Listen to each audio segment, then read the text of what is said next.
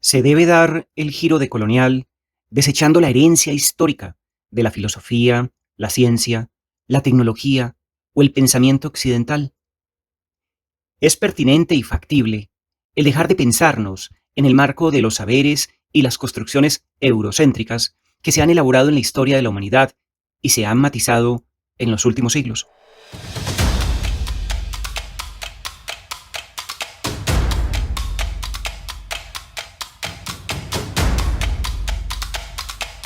Esta es una pregunta que busca resolver el maestro Santiago Castro Gómez de la Pontificia Universidad Javeriana de Bogotá en su texto ¿Qué hacer con los universalismos occidentales? Observaciones en torno al giro decolonial.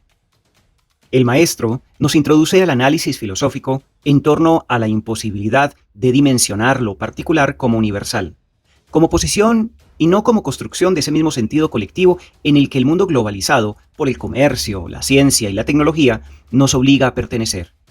Concluyendo que nada tiene que ver con emancipación, la búsqueda de una conservación de identidad cultural buscando retornar a matrices identitarias ancestrales, en clara oposición y negación a la red compleja de antagonismos que existen en la construcción histórica del planeta en el momento. Deduce entonces la existencia de un eurocentrismo y un colonialismo intelectual como el eje discursivo para diferenciar América Latina. O también la propuesta de abyayalismo como sustitución de un latinoamericanismo para el desprendimiento de la modernidad y de esa forma recuperar esas epistemes otras. Eurocentrismo que reconoce, que no se niega, que ha sido la base ideológica, religiosa, política y económica de múltiples violencias mundiales, pero que también ha sido la cuna de otras herencias epistemológicas, culturales, políticas y filosóficas, que nos permiten dimensionar lo que ha significado la universalidad occidental y sus logros afirmativos de la existencia y la valía de los individuos del planeta. De esta forma, el maestro reconoce la importancia de la universalidad como un requisito de una política de emancipación, afirmando, entre comillas, que no es posible ningún tipo de política emancipatoria sin la universalización hegemónica de intereses, y que por tanto, negar la universalidad no es entonces el camino adecuado para superar el eurocentrismo. Concluye el maestro explicando el propósito de la transmodernidad como un asunto que no niegue esos logros de la ciencia, del Estado de Derecho, de la democracia y de la crítica racional. La modernidad debe significar la dimensión de esto último como logro occidental, en integración con otras culturas, que se debaten política, social, culturalmente, en los nuevos escenarios de construcción de proyecto planetario, que construyen los países del sur global en confluencia con el mundo occidental industrializado. Reitero entonces que estas son algunas de las tesis que plantea el maestro Santiago Castro Gómez en su texto, capítulo del libro, ¿Qué hacer con los universalismos occidentales? Observaciones en torno al giro decolonial. Texto publicado en el libro Pensar distinto, pensar descolonial, que compila el maestro José Romero Losaco, publicado por la Fundación Editorial El Perro y la Rana en el año 2020. Lectura que hacemos con fines estrictamente académicos. Un saludo especial a quienes les interesen las teorías críticas, la sustentabilidad y las vías disruptivas y alternativas al desarrollo. Soy Wilfer Ceballos Betancourt y reitero que este podcast es un espacio de reflexión académica sobre múltiples posturas susceptibles de analizar en torno al mundo teórico y social. Les invito a que se sirvan un café, se acomoden y escuchen este texto que nos llevará a una reflexión alternativa al reconocimiento y la integración con los universalismos occidentales.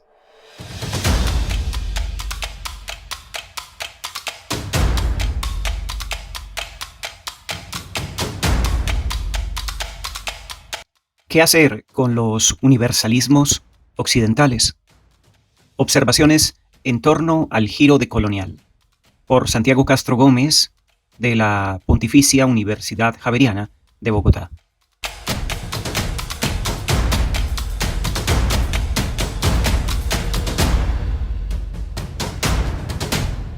Capítulo del libro, del texto Pensar distinto, pensar descolonial, de José Romero Losaco como compilador. Desde hace ya tiempo se ha venido asentando en ciertos círculos académicos de América Latina la tesis de que el propósito central de una teoría decolonial es la denuncia del eurocentrismo. Se piensa además que la descolonización de las ciencias sociales, el arte y la filosofía radica en recuperar el conocimiento ancestral de las comunidades indígenas o afrodescendientes, pues allí se encontraría un ámbito de exterioridad, capaz de interpelar los conocimientos y las prácticas provenientes de Europa a través de la colonización. Finalmente se dice que el propósito de una teoría crítica desde América Latina sería negar toda pretensión de universalidad, pues se sospecha que el universalismo es una ideología perteneciente a la historia local europea y que exportarla hacia otros ámbitos culturales conllevaría reproducir un gesto colonial que debe ser desechado. En este trabajo, quisiera presentar algunos argumentos que cuestionan tales posiciones. En primer lugar, preguntaré si es posible pensar las identidades culturales en términos particularistas. Luego, abordaré el problema del eurocentrismo, tratando de dilucidar a qué tipo de fenómeno específico puede ser aplicable este término. Enseguida, me moveré hacia el tema del universalismo, mostrando que la política emancipatoria no puede renunciar al gesto de la universalización de intereses. Finalmente, quisiera articular algunas reflexiones en torno a la noción de transmodernidad, desarrollada en América Latina por el filósofo argentino Enrique Dussel. Ahora, como primero, la imposibilidad del particularismo de las identidades.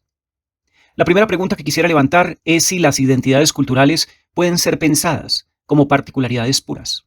Esto es, como fenómenos que se constituyen solo en relación consigo mismos, con su propia tradición ancestral, y que existen con total independencia de sus relaciones con el exterior a la manera de mónadas autosuficientes. De entrada, diré que la respuesta a esta pregunta debe ser negativa. ¿Por qué razón? Porque no se puede comprender el sentido y la función de una práctica cualquiera si las traemos de la red de relaciones que la hace posible. No existe ninguna práctica que tenga sentido por sí misma, con independencia de la posición y la función que ocupa en una red de relaciones diferenciales. Esta, me parece, es una de las lecciones básicas que aprendemos tanto de la deconstrucción de Jacques Derrida como de la analítica del poder de Michel Foucault. Derrida, recordémoslo, parte de la lingüística de Saussure, para mostrar que todo acto significativo se define únicamente al interior de un sistema de diferencias. El signo no se define por unas propiedades esenciales, sino por las diferencias que lo distinguen de otros signos. Es decir, que el signo no tiene identidad consigo mismo.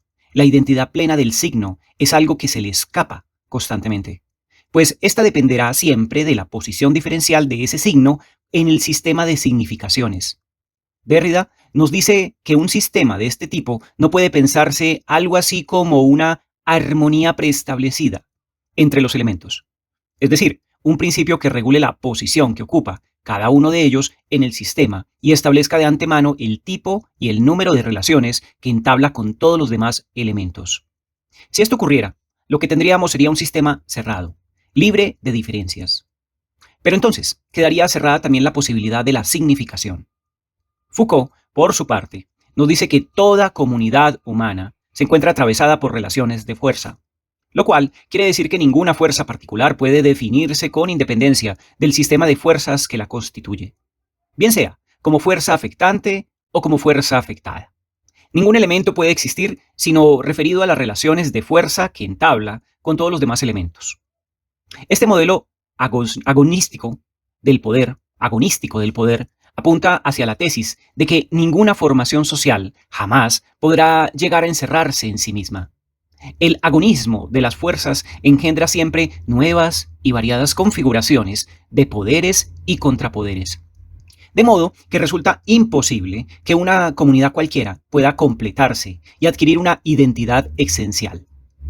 Siempre será una comunidad incompleta, pero no porque ontológicamente le falte algo, sino porque la dinámica de las fuerzas genera siempre nuevos pliegues y nuevas formas de combinaciones diferentes entre sus elementos.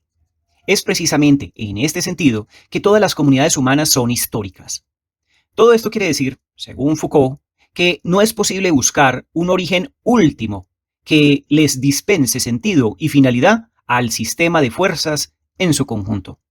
Al igual que Derrida, Foucault afirma que la existencia de un origen anularía el juego agonístico de las fuerzas, Pero es precisamente esta falta de origen lo que hace que el juego de las fuerzas tenga siempre un final abierto. Esto es, que exista una relación no determinable de antemano entre los poderes y los contrapoderes. Si existiera un origen que definiera de antemano esas relaciones, entonces no tendríamos juego alguno. Lo que tendríamos sería un sistema muerto, cerrado en sí mismo, en el que ninguna incitación mutua de las fuerzas sería posible. Ahora bien, si pensamos en las relaciones sociales como relaciones significativas, en el sentido de Derrida, o bien como relaciones de fuerza, en el sentido de Foucault, el resultado es exactamente el mismo. Las identidades sociales no tienen esencia, puesto que la fijación última del sentido es una imposibilidad estructural de la cadena de relaciones. Tan solo serán posibles fijaciones parciales y precarias, ya que las identidades sociales no pueden ser pensadas con independencia del sistema de relaciones diferenciales del que forman parte. No existen, por tanto, identidades que no sean relaciones, ni relacionales, tal como lo concluyó también el filósofo argentino Ernesto Laclau. Abro comillas. Aceptemos por un momento la posibilidad de que la armonía preestablecida fuera posible. En tal caso, los varios particularismos no estarían en una relación antagónica entre sí, sino que coexistirían en una totalidad coherente. Esta hipótesis muestra claramente por qué el particularismo puro es, en última instancia, contradictorio. Porque si cada identidad está en una relación diferencial, no antagónica, con todas las demás identidades, la identidad en cuestión es puramente diferencial y relacional. En consecuencia, ella presupone no solo la presencia de todas las otras identidades, sino también el espacio global que constituye las diferencias como diferencias. Peor aún, como sabemos muy bien, las relaciones entre grupos se constituyen como relaciones de poder.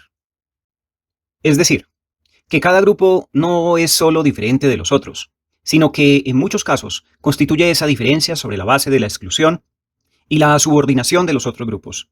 Ahora bien, si la particularidad se afirma a sí misma como mera particularidad, en una relación puramente diferencial con otras particularidades, está sancionando el status quo en la relación de poder entre los grupos.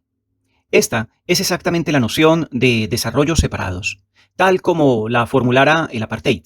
Solo se subraya el aspecto diferencial, en tanto que las relaciones de poder en el que este último se basa son sistemáticamente ignoradas. Cierro comillas, esto lo plantea Ernesto Laclau en el texto Universalismo, Particularismo y la cuestión de la identidad, en Emancipación y Diferencia, año 1996. Lo que dice Laclau es que las identidades sociales no son esenciales, es decir, que no se constituyen solo en relación consigo mismas, con su propia tradición cultural, ni remiten tampoco a un origen, a un espacio ancestral propio, que ofrecería de una vez para siempre y sin relación con una exterioridad los significados acerca de lo que un grupo es. Tal posición, por desgracia, bastante común en algunos círculos de izquierdas en América Latina, es políticamente conservadora, diría que incluso reaccionaria. Las luchas identitarias, sea cuales fueran, de género, etnia, clase, orientación sexual, etc., no pueden tener como objetivo político la afirmación de la propia identidad y al mismo tiempo verse a sí mismas como luchas progresistas, ya que con ello dejan intacto el sistema de relaciones que jerarquiza las identidades. Sancionan, como dice Laclau, el status quo del sistema jerárquico, inclusión, exclusión, reproduciendo de este modo la lógica del apartheid. Quien afirma una particularidad solo puede hacerlo si reconoce, al mismo tiempo, el sistema relacional de fuerzas en el que esa particularidad se inscribe. Pues si la afirmación de la particularidad fuera el único principio aceptado de lucha, entonces la afirmación de cualquier particularidad debería ser igualmente válida, incluyendo, desde luego, la de aquellos grupos que han subordinado la identidad por la que se está luchando. Estamos pues frente a una paradoja insoluble. Es claro entonces que la identidad cultural no es más que la cristalización temporal de ciertas relaciones de poder, y no una esencia intemporal, que pueda ser pensada con independencia de estas. No hay manera de que una comunidad particular, sea indígena, negra, gay, musulmana, lésbica, viva una existencia independiente del sistema de relaciones de poder que le ha constituido precisamente como identidad subalterna. Es una ilusión creer que las comunidades subalternas viven como las mónadas de Leibniz, sin puertas y ventanas abiertas hacia el mundo exterior. Por eso Laclau dice que una lucha por la transformación de la condición subalterna de estas comunidades tiene que incluir la transformación del sistema de relaciones desigualitarias, a partir del cual estas comunidades son definidas como subalternas. No es posible cambiar una relación de poder simplemente aferrándose a la diferencia cultural, es decir, al particularismo de las identidades, dejando intacto el sistema de relaciones que trascienden esa particularidad. Quien lucha por cambiar su posición subalterna tendrá que cambiar también las relaciones de poder que han definido esa posicionalidad particular, lo cual implica necesariamente aceptar que su identidad se verá también modificada. No se puede tener una cosa sin tener también la otra. Al respecto, dice Laclau, abro comillas, en lugar de invertir una relación particular de opresión, cierre, en lo que tiene la particularidad concreta, invertir lo que hay en ella de universalidad, la forma de opresión y cierre como tal. La referencia al otro se mantiene también aquí, pero como la inversión tiene lugar al nivel de la referencia universal y no de los contenidos concretos del sistema opresivo, las identidades, tanto de los opresores como de los oprimidos, son radicalmente modificadas. Cierro comillas. Modificar un sistema jerárquico de relaciones significa necesariamente modificar la particularidad de cada uno de los elementos que se relacionan en este sistema. Tomemos el caso hipotético de una comunidad subalterna que se coloca a sí misma en una posición de completa exterioridad con respecto a la cultura occidental, reclamando conocer la verdad de esa cultura, en tanto que esencialmente diferente a los valores que unifican a esa comunidad subalterna. Aquí lo que tendríamos es la negación de la lucha política en nombre de un esencialismo cultural. ¿Por qué razón? Ya lo hemos visto. Solo hay política si primero se reconoce que entre los adversarios existe una relación de antagonismo. Pero cuando una de las partes niega, por la razón que fuese, la existencia de tal relación, poniéndose a sí misma en un lugar de exterioridad radical frente al sistema de relaciones antagónicas que ha constituido a unos como colonizadores y a otros como colonizados, a unos como superiores y a otros como inferiores, entonces la política ya no sería posible. La fórmula es simple. Allí donde hay esencialismos no puede haber política, y allí donde hay política no puede haber esencialismos. La exterioridad, como veremos más adelante, únicamente puede entenderse como exterioridad relativa. De todo esto podemos concluir que una posición teórica decolonial no es aquella que busca la recuperación de la identidad cultural de los pueblos colonizados. Tal recuperación no es más que una quimera, pues ha sido precisamente el sistema mundo moderno colonial el espacio en que se han constituido las identidades de cada uno de los elementos que entraron en esa matriz de relaciones jerárquicas. Aquello que Mignolo llama, entre comillas, diferencia colonial. Solo tiene sentido al interior de un sistema desigualitario de relaciones de poder y no debe ser pensada, por tanto, como una inconmensurabilidad de tipo cultural entre europeos y no europeos. Esto último nos conduciría directo a una especie de fundamentalismo culturalista, de tipo conservador. Si tomamos en cambio la conquista de América como el momento de emergencia de ese sistema diferencial de fuerzas, diríamos entonces que no hay una identidad indígena, negra o europea que sea previa a la consolidación de esa red geopolítica de relaciones.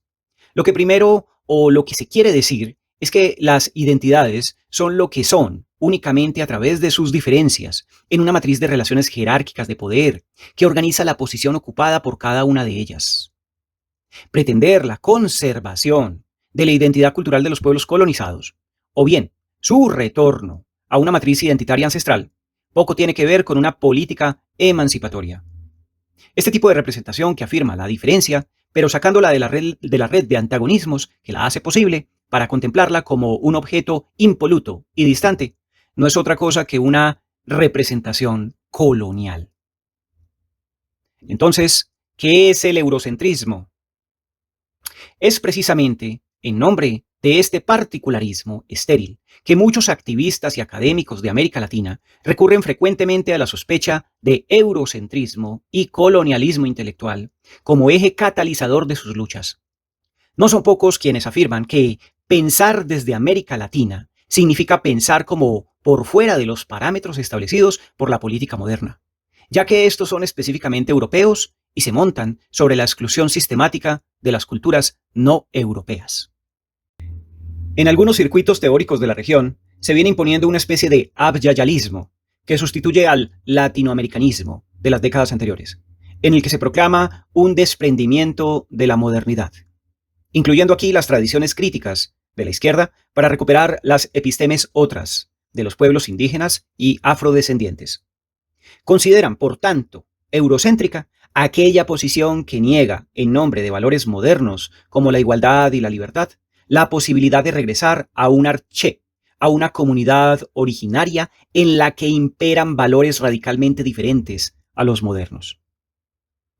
¿Qué tan válidos pueden ser estos argumentos?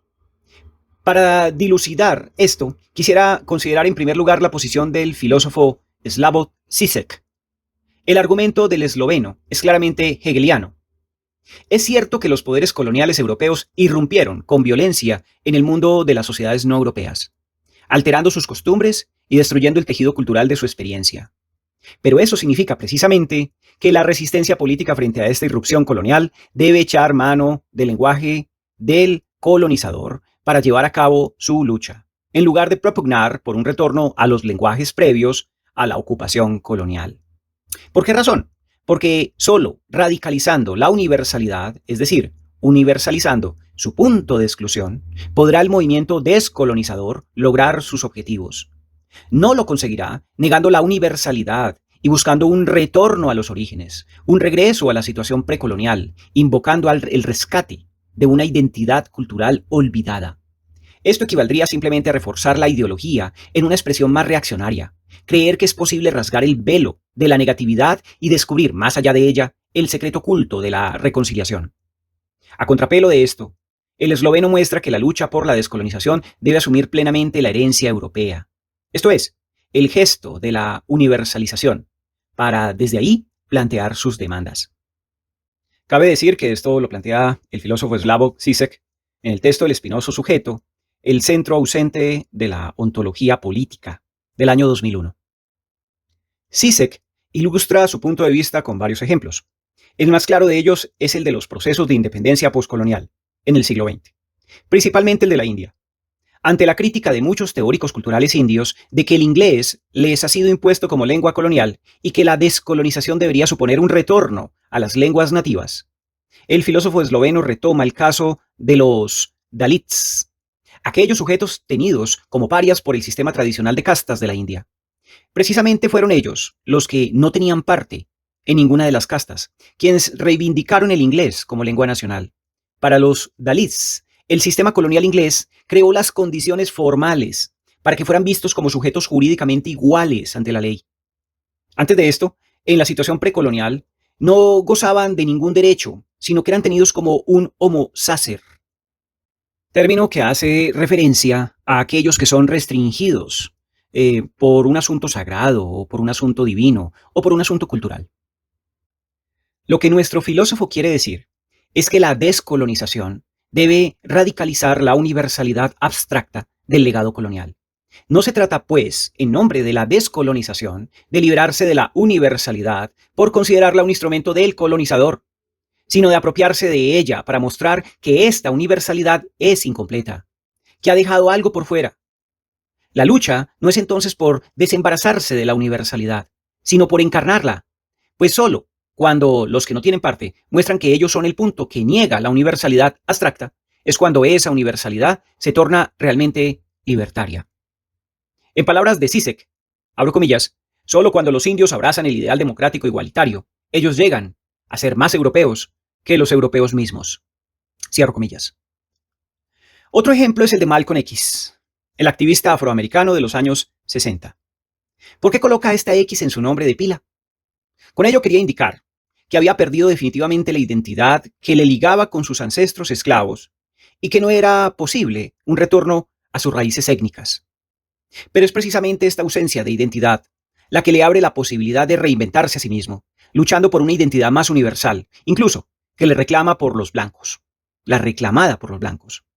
La lucha política de los sujetos que, como él, no tienen parte en la sociedad, no consiste en volver a la particularidad del grupo étnico, a una comunidad orgánica situada mitológicamente antes de la caída. Consiste, más bien, en apropiarse de la universalidad abstracta, que los blancos han reservado para ellos y hacerla concreta mediante su punto de exclusión. Aquel elemento que esa universalidad dejó por fuera. La universalidad solo se hace efectiva cuando es apropiada por aquellos que fueron excluidos de la misma. La lucha de Malcolm X no buscaba volver más atrás de la universalidad moderna, negándola, en nombre de un retorno a los orígenes africanos de la identidad, sino llevarla más allá de los límites señalados por los esclavistas blancos. Se trata entonces de radicalizar la universalidad y no de abandonarla, como plantean hoy en día muchos teóricos postcoloniales. Ya el propio Nelson Mandela se daba cuenta de que la supremacía blanca y la tentación del retorno a las raíces tribales eran las dos caras de una misma moneda. Aunque no comparto con Zizek varios elementos de su crítica, concuerdo sin embargo en que la mejor forma de combatir el colonialismo y el eurocentrismo no es recluyéndose en los particularismos étnicos y negando la universalidad política por considerarla un instrumento en manos del colonizador. Al contrario, la lucha por la descolonización debe hacerse a través de la universalización de intereses. No se trata de una universalidad abstracta que niega la particularidad, sino de una universalidad concreta que se construye políticamente a través de la particularidad. Hacer lo contrario, negar toda universalidad con el objetivo de liberar las particularidades oprimidas por el colonialismo, no es solo un gravísimo error político, sino que es un peligroso mecanismo de despolitización que el esloveno denomina arquepolítica. En el intento de regresar a un arché, a una comunidad originaria, homogénea, encerrada en sí misma e inmune frente a todo antagonismo, una comunidad en la que no hay síntoma, donde no existe un punto de exclusión a partir del cual levantar una pretensión de universalidad.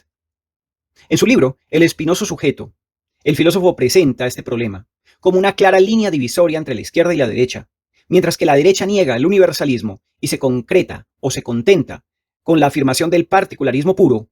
La izquierda, en cambio, sabe que no hay política emancipatoria sin universalismo y se opone a todo intento de mitologizar la particularidad.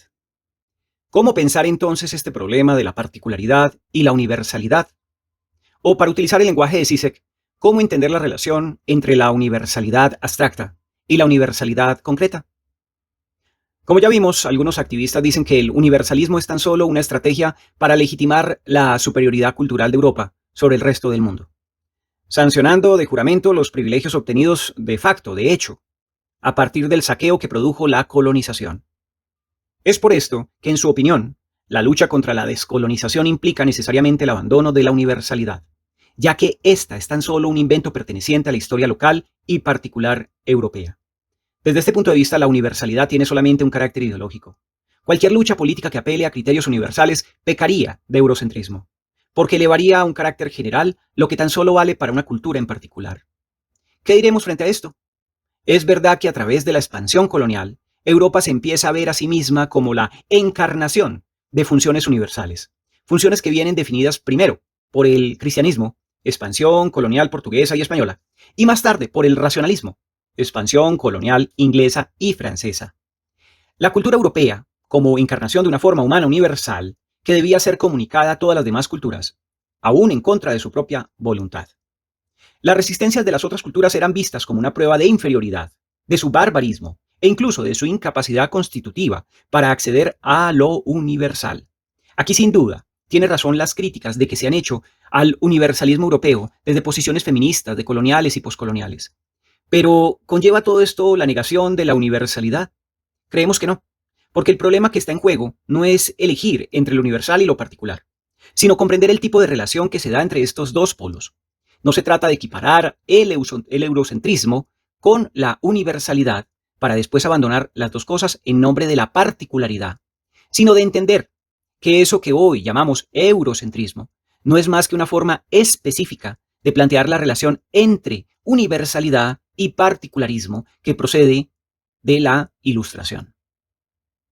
Para comprender este problema debemos acudir de nuevo al filósofo argentino Ernesto Laclau, quien en su libro Emancipación y Diferencia reconstruye en 3 momentos la compleja relación histórica entre lo universal y lo particular. El primer momento corresponde a la filosofía antigua clásica, Platón, en la que las relaciones entre ambos elementos es de mutua exclusión. Lo universal está dado de antemano y puede ser aprehendido con H intermedia, por la razón. Por ello conlleva necesariamente el abandono de toda particularidad, ya que esta no es sino la corrupción de la universalidad. La relación entre los dos polos es esencialmente dicotómica. Lo racional se opone a lo irracional, y la verdad se opone a la apariencia, con lo cual se abren dos operaciones posibles. O bien, lo particular se elimina a sí mismo para transformarse en el medio a través del cual la universalidad se manifiesta, que es la operación propiamente filosófica. O bien, lo particular niega categóricamente lo universal, afirmando su propio particularismo, que es la operación propiamente sofística. Dicho de otro modo, o eres un filósofo o puedes atrapar lo universal a través de la razón, o eres un sofista y te quedas atrapado en el mundo cavernícola de las particularidades. No existe mediación alguna entre estas dos posiciones. Tal mediación aparecerá solo después con el cristianismo. Aquí lo universal no es accesible a través de una razón que se ha distanciado de lo particular, sino que se encarna en lo particular mismo. En lo que ocurre en la Biblia, como cuando Dios revela su voluntad universal a los hombres mediante una serie de eventos esenciales que son opacos a la razón humana. Entre lo universal y lo particular no existe, entonces, una relación de exclusión mutua, como ocurriría en la filosofía antigua, ya que Dios aparece como mediador entre los dos polos. De este modo aparece la idea de que existen agentes privilegiados de la historia, los profetas, el pueblo elegido, que son el vehículo del universal. Sin embargo, entre lo universal y la particularidad que lo encarna, no existe todavía una conexión de orden racional. Su relación depende exclusivamente de la voluntad de Dios, y no del uso humano de la razón. Será apenas con el advenimiento del racionalismo que la conexión entre la universalidad y la particularidad que lo encarna se reviste de un carácter racional.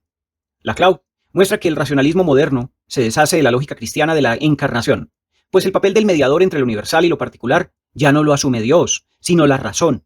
Si todo lo que existe debe ser transparente a la razón, es una pretensión central de la Ilustración, se hace necesario eliminar la opacidad entre la universalidad y la particularidad que la encarna, con lo que aparece la idea de un cuerpo que es, en sí y por sí mismo, universal. Aquí es donde se ancla no solo el eurocentrismo, Europa como cuerpo universal, sino también la idea marxista de que el proletariado es una clase universal. Abro comillas. Lo universal había encontrado su propio cuerpo, pero este era aún el cuerpo de una cierta particularidad. De tal modo, la europea era una cultura particular y al mismo tiempo la expresión, ya no la encarnación, de una esencia humana universal.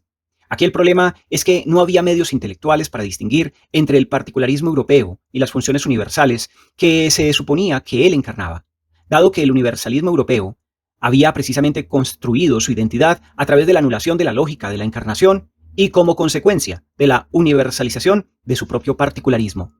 De tal modo, la expansión imperialista europea tenía que ser presentada en términos de una función universal de civilización, modernización, etc. Cierro comillas. Esto en palabras de Ernesto Laclau del texto Universalismo, Particularismo y la cuestión de la identidad. La vieja noción cristiana del agente privilegiado de la historia se une con la concepción iluminista de la relación entre lo particular y lo universal, para dar origen a eso que llamamos eurocentrismo. Europa se presenta como agente universal bajo la convicción de que su cultura expresa principios incondicionales que derivan de privilegios epistemológicos y ontológicos. Lo universal no es resultado de la acción contingente de fuerzas antagónicas, sino la expresión trascendental de privilegios encarnados en actores específicos. Con lo cual queda claro que el problema del eurocentrismo no es la universalidad como tal, sino su concepción universalista del juego entre lo universal y lo particular. El eurocentrismo va de la mano con la tesis ilustrada de que existe un agente privilegiado de la historia, cuyo cuerpo es expresión racional de una universalidad que lo trasciende. Entre el contenido universal y su expresión particular existe una relación de transparencia garantizada por la razón. El eurocentrismo es, entonces, una forma peculiar de entender la relación entre lo universal y lo particular. Aquí lo universal no se da a través de la particularidad, sino que existe con anterioridad a ella. Desde este punto de vista, el eurocentrismo es un término que refiere a una concepción clásica del universalismo. Y nada tiene que ver, por ejemplo, con reconocer que muchos de los adelantos técnicos, científicos y políticos que hoy día son patrimonio de la humanidad provienen de Europa. No hay entonces que confundir una posición anti-eurocéntrica con la negación de toda universalidad, pues ello nos conduciría a un callejón sin salida. Debemos entender que la mejor forma de combatir el colonialismo y el eurocentrismo no es recluyéndose en las particularidades culturales y negando la universalidad por considerarla un instrumento en manos del colonizador. Al contrario, la lucha por la descolonización debe hacerse afirmando la universalidad. Pero no se trata, como veremos, de una universalidad abstracta que niega la particularidad, es decir, del universalismo, sino de una universalidad concreta que se construye a través de la particularidad. Hacer lo contrario, negar toda universalidad con el objetivo de liberar las particularidades oprimidas por el colonialismo, no es solo un gravísimo error político, sino que es un mecanismo de despolitización. Filosóficamente hablando, ¿qué es entonces el eurocentrismo? Es una forma equivocada de entender la relación entre lo universal y lo particular. Lo universal es visto aquí como un conjunto de valores que preexisten a las relaciones entabladas por los actores sociales y que son encarnados por uno de ellos en particular, en este caso, en los europeos. Como puede verse, el eurocentrismo es la otra cara del particularismo extremo que estudiábamos en la sección anterior. Ambas posiciones imaginan una situación en la que un elemento en particular se sustrae al sistema de relaciones que lo hace posible y encarna una verdad definida tan solo a partir de sí misma. En el primer caso, se trata de imaginar una identidad cultural indígena o afrodescendiente, no contaminada por el sistema moderno colonial de relaciones. En el segundo, una cultura europea que encarna valores universalmente válidos para todo el planeta. Con Laclau, diremos entonces que el eurocentrismo es un término que refiere a una concepción clásica del universalismo y que nada tiene que ver con el reconocimiento de que la universalidad es un factor clave para entender la política. No hay que confundir entonces el universalismo con la universalidad, ni confundir tampoco una posición anti-eurocéntrica con el puro y simple chauvinismo de las particularidades. Pasamos entonces a comprender la universalidad como requisito de una política emancipatoria. Como acabamos de ver, se ha hecho un lugar común la sospecha de que detrás de toda pretensión de universalidad se esconde un interés particular, y que la crítica al eurocentrismo radica precisamente en el abandono de todo universalismo por considerarlo un instrumento colonizador. La universalidad es vista como un fenómeno propio y singular de la historia local europea, que fue exportado violentamente hacia otros contextos culturales gracias a la colonización, operando de este modo como una institución imperialista. En esta sección quisiera discutir la pertinencia de tales argumentos. Ante todo, hay que decir que cuando se habla de universalidad, quienes se ocupan de la filosofía política usualmente piensan en propuestas teóricas como la de Rawls o Habermas. Ambos filósofos entienden que no puede haber política sin apelar a un punto de vista moral, en el que un acuerdo solo podrá ser aceptado como legítimo si cumple una serie de requisitos procedimentales. Un acuerdo será universalmente válido cuando el procedimiento que lo hizo posible garantice que el resultado del mismo pueda ser aceptado por todos los participantes en la deliberación, con independencia de si ese resultado corresponde o no a sus intereses personales. Habermas, en particular, distingue entre el discurso moral y el discurso ético. El discurso ético hace referencia a la liberación en torno a lo que debe hacerse para llevar una vida buena, para lo cual se tendrá en cuenta las normas ancladas en la cultura particular de los hablantes. En todo caso, permanecen anclados en un contexto específico. El discurso moral, por el contrario, no apela a los valores culturales de los hablantes, sino que apela a juicios universales, pues su objetivo es la resolución imparcial y equitativa de los conflictos. Es decir, que apelará a unos procedimientos de discusión que puedan ser aceptados como válidos por todos los participantes. Como puede verse, mientras que el discurso ético se ejerce siempre en un contexto específico en el ethos de una comunidad histórica en particular, el discurso moral aspira a un reconocimiento universal de sus prescripciones, con total independencia de los ethos particulares. La universalidad de la que aquí se habla no corresponde entonces a un contenido o a unos contenidos específicos, sino a los procedimientos que han de tenerse en cuenta para establecer esos contenidos. No es extraño que este tipo de universalismo haya generado críticas provenientes sobre todo del feminismo y de la teoría poscolonial. Se sospecha que bajo esta razón universal se esconden siempre los intereses particulares de un sujeto varón, heterosexual, blanco, europeo, burgués, imperialista, de clase media, etc. El sociólogo puertorriqueño Ramón Grossfogel nos dice, por ejemplo, que en tales universalismos, abro comillas, el sujeto epistémico no tiene sexualidad, género, etnicidad, raza, clase, espiritualidad, lengua, ni localización epistémica en ninguna relación de poder, y produce la verdad desde un monólogo interior consigo mismo, sin relación con nadie fuera de sí. Cierro comillas. Esto planteado en el texto del filósofo Ramón Grossfogel, Descolonizando los universalismos occidentales, el pluriversalismo transmoderno decolonial desde Aimé Césaire hasta los zapatistas, del año 2007. El universalismo sería tan solo una particularidad más, un ethos que se postula como universal, gracias a los privilegios que obtiene este sujeto epistémico de la dominación colonial, machista, burguesa, capitalista, ejercida sobre otros. Grossfogel sospecha con razón de que los universalismos occidentales no son sino la otra cara de un eurocentrismo que legitima la superioridad de Europa sobre los pueblos sometidos a su dominio colonial. El universalismo corresponde a una encarnación cultural concreta, Europa, a un conjunto de valores dados a priori, que preexisten a la política y que son usados como arma para someter a otras culturas y formas de vida tenidas como bárbaras. En esto concordamos plenamente con Grossfogel, pero el problema es la conclusión que muchos activistas y académicos sacan de esta crítica. Se argumenta que toda pretensión de universalidad debe ser abandonada por completo, a fin de procurar la liberación de las particularidades sometidas. De rechazo, correcto, al universalismo, se pasa sin más a un rechazo, incorrecto, a la universalidad, como gesto fundamental de la política emancipatoria. El resultado de esto, como veremos enseguida, es la incapacidad de articular una voluntad común que vaya más allá de los particularismos. La universalidad no preexiste a las prácticas articulatorias que la hacen posible. En esto se distingue del universalismo, sino que es un efecto de las mismas.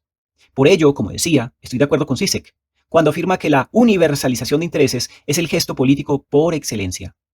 Pero, ¿cómo se produce esta universalización de intereses? Tal vez sea Rancière quien con mayor claridad vislumbra este problema. De él precisamente toma Zizek la idea de que los sin parte, es decir, el elemento sintomático de la sociedad, puedan asumir la voz de todos y cuestionar de forma radical el orden existente. ¿Qué significa esto? Que en toda sociedad hay sujetos flotantes, entre comillas, que no encajan en el ordenamiento de esa sociedad o que esa sociedad considera útil, normal, funcional o deseable. Son entonces los parias de una sociedad, aquellos cuya voz no cuenta en el reparto de lo sensible. El momento propiamente político es aquel en el que esos sujetos flotantes entablan un litigio frente al ordenamiento que los excluye. Pero atención, lo que cuestionan no es la exclusión que ellos en particular experimentan, sino el ordenamiento mismo en el cual esta exclusión tiene lugar. No piden ser incluidos en el mismo orden que los excluye. Queremos, entre comillas, tener una parte en ese orden, sino desean cambiar las reglas que son válidas para todos. Es decir, abro comillas, queremos otro diferente orden. De modo que, según el filósofo francés, la función política de los que son sin parte, entre comillas, es, abro comillas, para el filósofo, poner constantemente en juego lo universal bajo una forma polémica. Esto planteado por Jacques Rancière en el texto El odio a la democracia, del año 2007. Cuando estos sujetos flotantes toman la palabra, algo que supuestamente no pueden hacer, ya que se les considera inferiores, en realidad no están hablando por ellos mismos, sino por todos. Lo que cuestionan no es tal o cual regla en particular que debe ser cambiada, sino la totalidad de las reglas de juego que organiza desigualitariamente la sociedad. Su voz en este sentido es universal. No están litigando por la desigualdad en particular que vale para ellos, sino por la desigualdad que vale para todos. Rancière menciona como ejemplo el caso de la muchacha negra que un día de diciembre de 1955 en Montgomery, Alabama, Estados Unidos, decidió permanecer en un lugar equivocado del autobús. Cuando Rosa Parks hace lo que supuestamente no debía hacer, es decir, un negro no puede sentarse en el lugar del autobús que corresponde solo a los blancos. No estaba exigiendo un derecho para ella, o para la comunidad negra en particular, y ni siquiera para los habitantes de Estados Unidos, sino para todos los que en cualquier parte del mundo son tratados desigualmente en las distintas jerarquías que componen el orden social. Jerarquías de clase, género, edad, orientación sexual, trabajo, educación, política, etc. Pues en cada una de esas jerarquías siempre juega una distinción entre aquellos que tienen parte y aquellos que no la tienen. De tal modo que cualquiera de los sin parte, en cualquiera de esas jerarquías de poder, podría levantarse y decir, yo soy Rosa Parks. Nótese además que la universalidad que invoca ella no es abstracta, es decir, basada en los derechos humanos que dicen todos los hombres son iguales, sino que es concreta, pues como diría Zizek, universaliza una particularidad.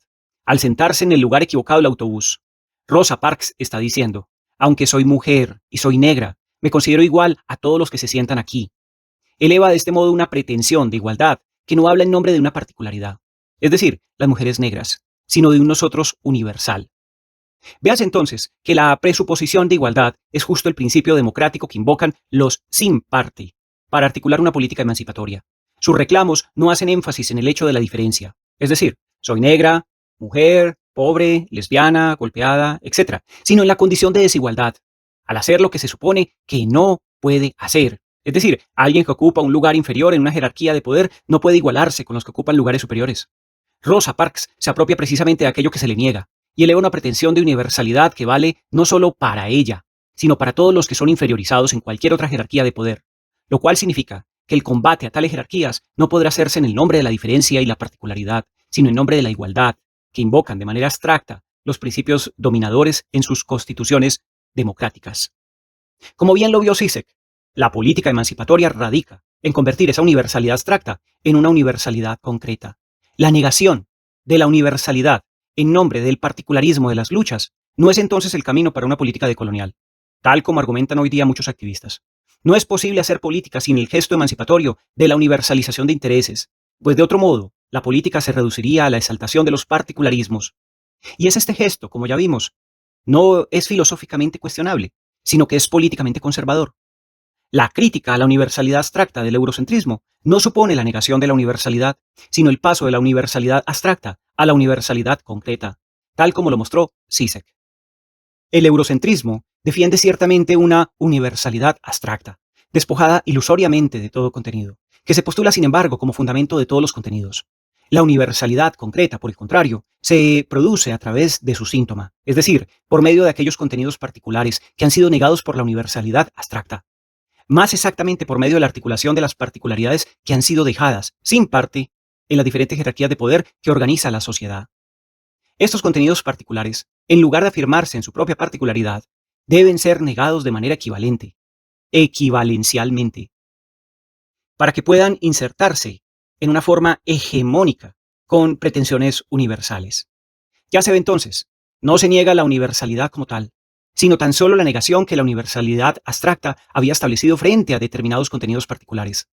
Finalicemos esta sección diciendo que si lo que busca una lucha decolonial es afirmar las particularidades excluidas en cada una de las jerarquías de poder, sean estas de etnia, clase, género, nación y orientación sexual, entonces ha renunciado de entrada a la política y caído en brazos de un multiculturalismo que ofrece a cada particularidad lo que ésta necesita para reconocer su identidad. Una política emancipatoria no es aquella que lucha por el reconocimiento de las formas de vida particulares, sino una que recurre a la universalización de intereses para combatir el marco que organiza desigualitariamente la sociedad. Pues, en últimas, es el mercado capitalista el que hoy día permite que cada particularidad pueda gozar de su estilo de vida. Hay productos de todo tipo para la comunidad gay y para las lesbianas. Hay tiendas especializadas en música étnica. Hay ropa y emblemas para los punk. Hay mercados de artesanías indígenas, restaurantes de comida vegetariana, especies provenientes de la India, Tailandia, etc. Así las cosas, una lucha emancipatoria no es aquella que renuncia a la universalidad con el argumento de que toda universalidad es eurocéntrica y colonialista. Es, por el contrario, una que rechaza el universalismo eurocéntrico en nombre de la universalidad política, pues se sabe que su objetivo último es el combate contra la desigualdad y la dominación, donde quiera que éstas se manifiesten. Afirmar, por el contrario, el particularismo de las identidades equivale a renunciar a la universalización de intereses, es decir, al gesto político por excelencia, tal como lo muestra tanto Zizek como Rancière y Laclau. Por tanto, equivale a dejar la puerta abierta al multiculturalismo de las identidades, en donde las luchas políticas se mueven cómodamente al interior del marco desigualitario que organiza la sociedad, pero sin cuestionarlo jamás. Desde este punto de vista, lo universal no tiene contenidos necesarios, sino que todos ellos son puestos de manera contingente a través de operaciones políticas, lo cual quiere decir que lo universal no es una forma común a todos los humanos encarnada en un actor particular, es decir, Europa, sino una aspiración que debe ser llenada parcialmente a través de las luchas políticas. Es decir, que no es un procedimiento que precede y regula a la discusión política, como en Rawls y Habermas, sino un efecto contingente de operaciones equivalenciales, como en Laclau. Así las cosas, resulta claro que un llamado al particularismo extremo, tal como se da, por ejemplo, en las políticas de la diferencia en Europa y los Estados Unidos, pero también en ciertas concepciones abyayalistas en América Latina, no aporta mucho a las luchas progresistas. He acuñado la categoría abyayalismo en mi libro Revoluciones sin sujeto de 2015, para referirme a las posiciones que propugnan por una revitalización de los valores de las culturas nativas previas a la colonización, como si tales valores hubieran permanecido en una exterioridad absoluta frente a las relaciones de poder que los subalternizaron. El abyayalismo es entonces la ilusión de que es posible sustraerse de las relaciones dominantes que definen la posición de las distintas particularidades en un sistema jerárquico de clasificación de las poblaciones. Eso que Quijano denomina la colonialidad del poder. Insistimos, no es posible ningún tipo de política emancipatoria sin la universalización hegemónica de intereses. Negar la universalidad no es entonces el camino adecuado para superar el eurocentrismo. Ahora, por último, abordemos el concepto transmodernidad. Hemos venido argumentando que una política emancipatoria no es aquella que se repliega en la reconstitución de los tejidos comunitarios particulares, poniéndose de espaldas a la transformación de las relaciones de poder que han subalternizado a esas particularidades. Pero entendámonos, esto no significa en absoluto que los valores anclados y vividos en esas comunidades particulares no sean importantes a la hora de pensar en una política emancipatoria de izquierdas en América Latina. Para evitar esta lectura equivocada, me parece importante considerar la categoría de transmodernidad, tal como ha venido siendo utilizada por el filósofo argentino Enrique Dussel. Sin embargo, no es Dussel quien habla primero de transmodernidad. Ya lo había hecho antes la feminista posmoderna española Rosa María Rodríguez, Magda, en su libro La sonrisa de Saturno, hacia una teoría transmoderna, de 1989. Pero su uso del concepto es muy diferente al que hace Dussel. De entrada, digamos que la noción se mueve en dirección contraria a lo que muchos grupos de intelectuales y activistas entienden hoy día por descolonización, operando con la curiosa idea de que la modernidad en su conjunto tiene una lógica profunda, que es el colonialismo, es decir, que todo despliegue modernizador es suyo, colonialista, y no puede serlo de otro modo. Tales activistas se precipitan en una actitud radicalmente antimoderna y políticamente conservadora. Muchos de esos activistas toman como referencia al grupo Modernidad Colonialidad, pero en realidad nadie de este grupo, hasta donde yo recuerdo, sostuvo jamás una idea semejante. Lo que se dijo es que la modernidad y la colonialidad son dos caras distintas de una misma moneda. La constitución en el siglo XVI del mercado mundial al que se refiere Marx en el manifiesto. Pero no que la modernidad es un efecto de superficie, cuya lógica oculta es la colonialidad. Ningún miembro del grupo dijo jamás que la modernidad se reduce a la colonialidad. Según ellos, descolonizarse significa escapar de la modernidad, es decir, identificada con el genocidio de los pueblos, el epistemicidio y la destrucción cultural. Replegarse en las epistemologías sobrevivientes propias de aquellos pueblos que no fueron coaptados enteramente por la modernidad, es decir, comunidades indígenas y negras, para el caso de las Américas, pues allí se encuentran las semillas de otro mundo muy distinto al occidental. Hay que decir, sin embargo, que la obra temprana de Dussel, Enrique Dussel, en los años 70, favorecía esta actitud antimoderna, pues presentaba la modernidad como una totalidad opresora en su conjunto, actitud que por fortuna será posteriormente moderada por el propio Dussel, en la medida en que se deja interpelar por los textos de Marx. Vincularse orgánicamente con esas epistemes otras es tenido por tales intelectuales como el acto político emancipador por excelencia. No obstante, la política que ofrece Dussel tiene en realidad muy poco que ver con esta visión esencialista y reduccionista. El filósofo argentino no es antimoderno, sino transmoderno. ¿Qué significa esto?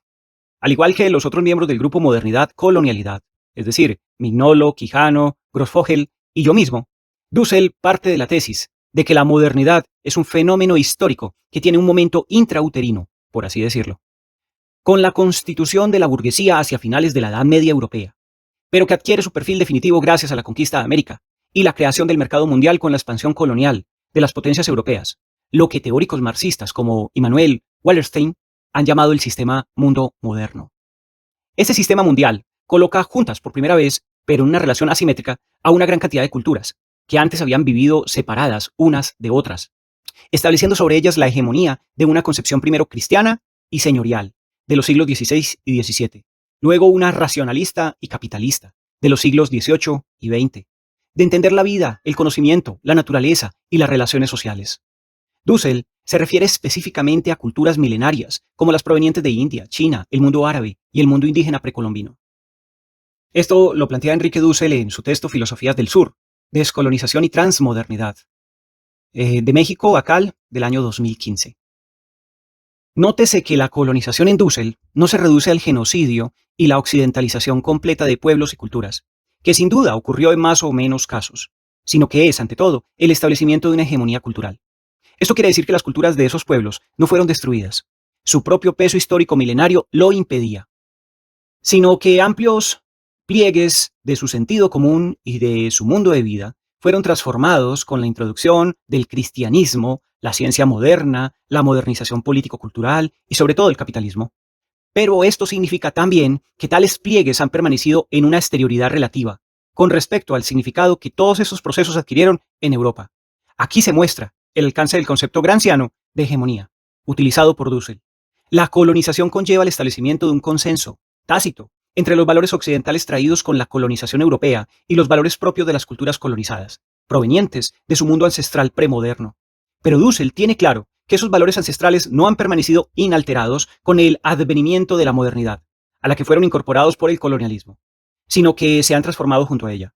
No hay ningún tipo de esencialismo cultural en Dussel, similar al que se evidencia en las posiciones abyayalistas que mencionamos anteriormente. La exterioridad de las culturas colonizadas es solamente relativa y no absoluta frente a los procesos de modernización.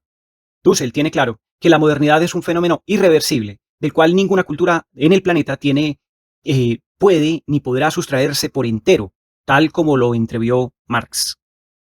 ¿Qué significa entonces la transmodernidad? Esta noción apunta hacia el modo en que ese proceso mundial de modernización económica, política y cultural puede ser asimilado dialécticamente desde las diferentes culturas subalternizadas por la expansión colonial europea.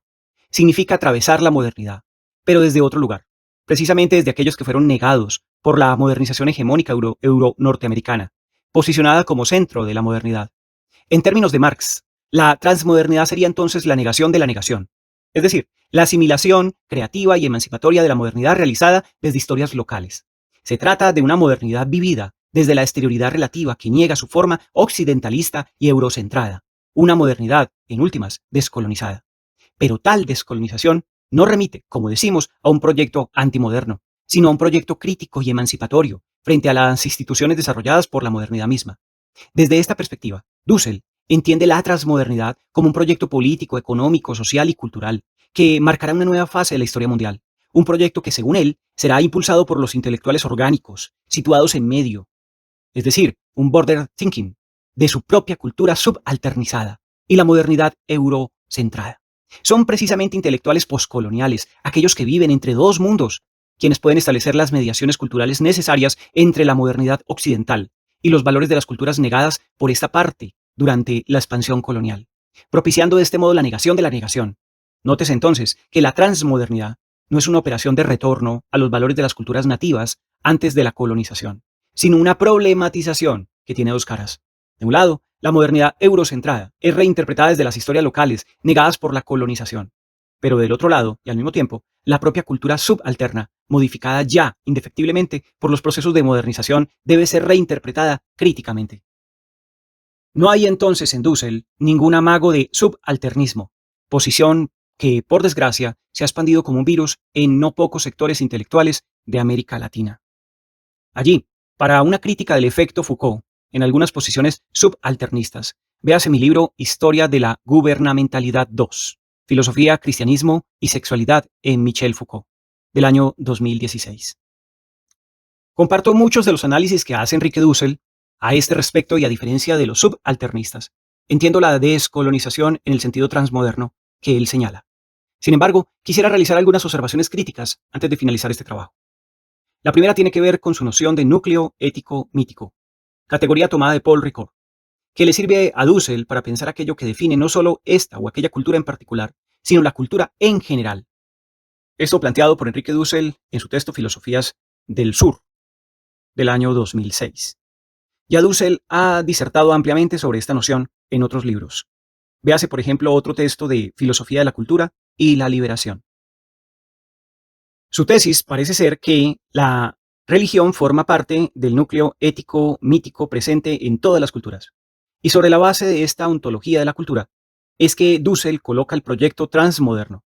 En el fondo, late la creencia de que esos intelectuales orgánicos de las culturas subalternas se hayan vinculados de algún modo a las grandes religiones de la humanidad: el budismo, el hinduismo, el islam, el cristianismo. El diálogo transmoderno sería entonces un diálogo entre intelectuales críticos, vinculados con las grandes tradiciones filosóficas y religiosas. De ahí su énfasis en la necesidad del diálogo entre los teólogos y los filósofos, como lo deja ver en el apéndice de su libro Filosofías del Sur. Quisiera en particular una breve reflexión al respecto. Hay por lo menos 4 instituciones fundamentales nacidas de la modernidad que necesitamos reescribir hoy en un escenario transmoderno. Estas son la ciencia, el Estado de Derecho, la democracia y la crítica. Creo junto con Dussel que es posible una transmodernización de estas instituciones. Y es en este sentido preciso que entiendo el giro decolonial. La primera de ellas es la ciencia. No podremos garantizar la vida de las poblaciones, como dice Dussel, sin el concurso de la ciencia moderna, enriquecida desde luego con aportes provenientes de las medicinas no occidentales, el llamado diálogo de saberes. Rechazar de plano la medicina moderna por considerarla imperialista o atea sería un acto de oscurantismo, similar al derribamiento de las estatuas de Buda por parte de los talibanes. La segunda institución, imprescindible por ahora, es el Estado de Derecho, que, querámoslo o no, continúa siendo el marco básico de la política. Aún a pesar de las pretensiones levantadas en los últimos años por los movimientos antiglobalización y otros grupos autogestionarios. En Bolivia, por ejemplo, el Estado de Derecho no desaparece, sino que integra y reconoce diferentes formas de autoridad y gobierno comunitario, generando así un constitucionalismo de un nuevo tipo, como bien lo muestra Boaventura de Sousa Santos. Pueden profundizar en esta explicación en su libro Refundación del Estado en América Latina, Perspectivas desde una epistemología del sur, del año 2010. La tercera institución es la democracia, entendida como un imaginario político en el que la igualdad y la libertad son valores universalizables, susceptibles de ser extendidos hacia toda la comunidad. Estos valores no tienen por qué reñir con formas ya existentes de igualitarismo y participación ancladas en diferentes culturas, como la de los caracoles zapatistas a la que hace referencia Dussel. Pero debemos entender que la democracia supone el rechazo de todas las jerarquías de poder que organizan desigualitariamente la sociedad. Así éstas formen parte de las tradiciones culturales de una comunidad. Finalmente, la cuarta institución que considero básica para una situación transmoderna es la crítica. Con ello me refiero al ejercicio de la problematización, la desnaturalización de lo dado, el cuestionamiento del sentido común, a través del arte, el debate de ideas, la filosofía, etc.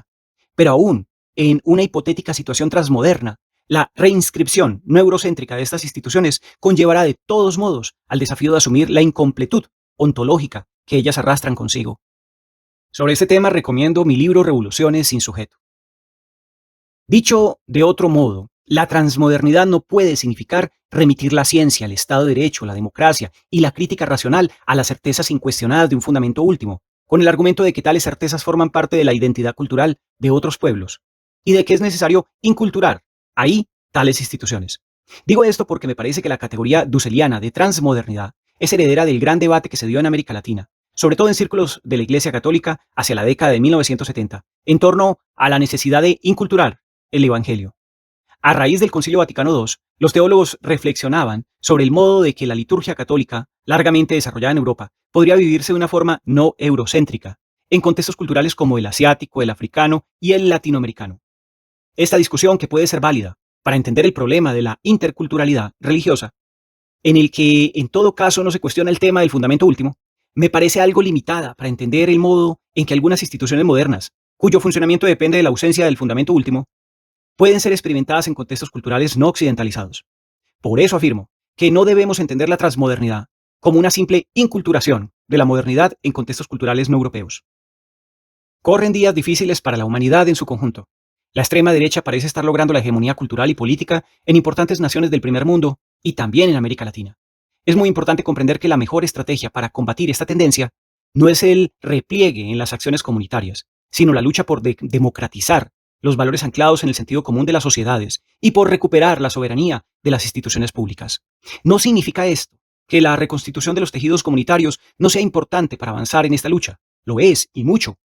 Pero sería un error dar por perdida la lucha por la hegemonía política de las instituciones públicas en nombre de una descolonización que apunta hacia el subalternismo y al autonomismo.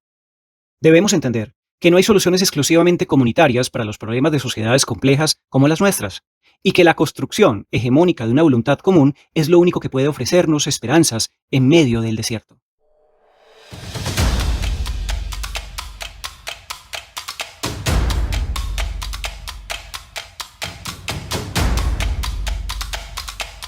Hemos llegado al final de la lectura. ¿Qué hacer con los universalismos occidentales? Observaciones en torno al giro decolonial de Santiago Castro Gómez de la Pontificia Universidad Javeriana de la ciudad de Bogotá, Colombia. Capítulo del libro publicado en el libro Pensar Distinto, Pensar Descolonial, que compila el maestro José Romero Lozaco, publicado por la Fundación Editorial El Perro y la Rana en el año 2020. Lectura que hacemos con fines estrictamente académicos. Les invito a un siguiente podcast, donde exploraremos nuevas posturas en torno a la sustentabilidad y las vías disruptivas y alternativas al desarrollo.